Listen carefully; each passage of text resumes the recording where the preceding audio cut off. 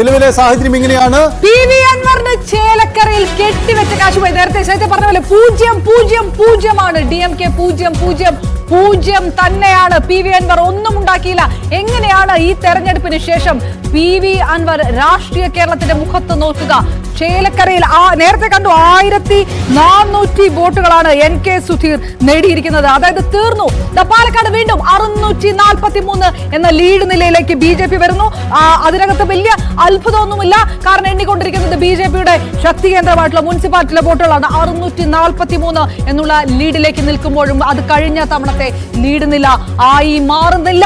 ഈ റൗണ്ട് 9 കടക്കുമ്പോൾ, അത് റൗണ്ട് 8 വരെ മുനിസിപ്പാലിറ്റി എണ്ണും. ഇനി റൗണ്ട് 9 കടക്കുമ്പോൾ വീണ്ടും മാറും ചിത്രം. പിരായിരിയിൽ എണ്ണുമ്പോൾ കൈയടിക്കാൻ, ആവേശത്തിലാകാൻ കാത്തു നിൽക്കുന്ന UDF പ്രവർത്തകരുടെ കാഴ്ചയാണ് നേരത്തെ അവിടെ കണ്ടുകൊണ്ടിരിക്കുന്നത്.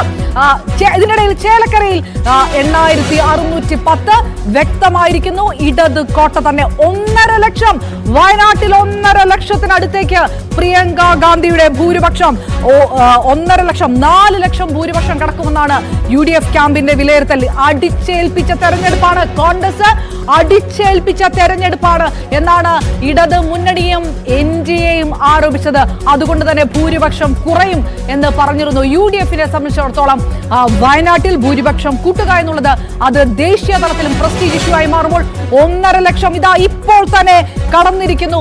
LDF സ്ഥാനാർത്ഥി സത്യൻ മൊകേരി 2ാം സ്ഥാനത്ത്, നവ്യ ഹരിദാസ് NDAയുടെ സ്ഥാനാർത്ഥി നവ്യ ഹരിദാസ് 3ാം സ്ഥാനത്ത് നിൽക്കുമ്പോൾ പാലക്കാട് രഞ്ജിത്ത് ഇതാ നോക്കൂ. ഇനിയിപ്പം റൗണ്ട് 7, 8, 9 കടക്കുമ്പോഴേക്കും ഈ ചിത്രം മാറണം. 643 നഗരസഭയിൽ 643 എന്ന ലീഡ് നിലയിൽ പ്രതീക്ഷിച്ചിരുന്നോ ഈ തരത്തിൽ നഗരസഭ BJPയെ കൈവിടും പാലക്കാട് എന്ന് കരുതിയിരുന്നു? തീർച്ചയായും അപർണ, അത് വലിയൊരു ചോദ്യമാണ്. കാരണം വലിയ ഭൂരിപക്ഷം BJP പ്രതീക്ഷിച്ചിരുന്ന സ്ഥലത്താണ് ഇപ്പോൾ ആ ഒരു തിരിച്ചടി സംഭവിച്ചിരിക്കുന്നത്. 7ാം റൗണ്ട് കൂടി അവസാനിക്കുമ്പോൾ, 8ാം റൗണ്ട് കൂടി അവസാനിക്കുമ്പോൾ ഏതാണ്ട് മുനിസിപ്പാലിറ്റി തീരുകയാണ്. അതിനുശേഷം പിരായിരി പോലെയുള്ള UDFന്റെ ശക്തി കേന്ദ്രങ്ങളിലേക്ക് വോട്ടെണ്ണൽ വരുമ്പോൾ സ്വാഭാവികമാണ് രാഹുൽ മാങ്കൂട്ടത്തിന്റെ ഭൂരിപക്ഷം വർദ്ധിക്കും, യാതൊരു സംശയവുമില്ല.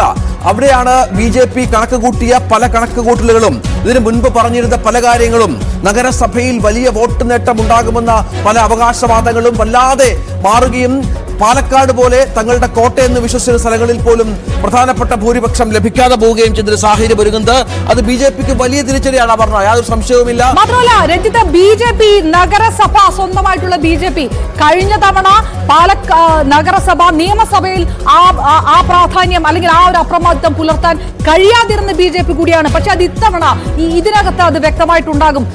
അങ്ങനെ ഉണ്ടാകുമെന്നുള്ള അവകാശവാദം NDA ഉന്നയിച്ചത് വികസനം പറഞ്ഞുകൊണ്ടാണ്. അത് കേന്ദ്ര സർക്കാരിന്റെ വികസനമാണ്, നരേന്ദ്രമോദിയുടെ വികസനമാണ്. ഈ വികസനം പറഞ്ഞുകൊണ്ടാണ് ഞങ്ങൾ വോട്ട് ചോദിക്കുന്നത്. മുനിസിപ്പാലിറ്റി BJPക്കൊപ്പമാണ്, അതുകൊണ്ട് ആ വോട്ടുകൾ കൂടെ നിൽക്കും.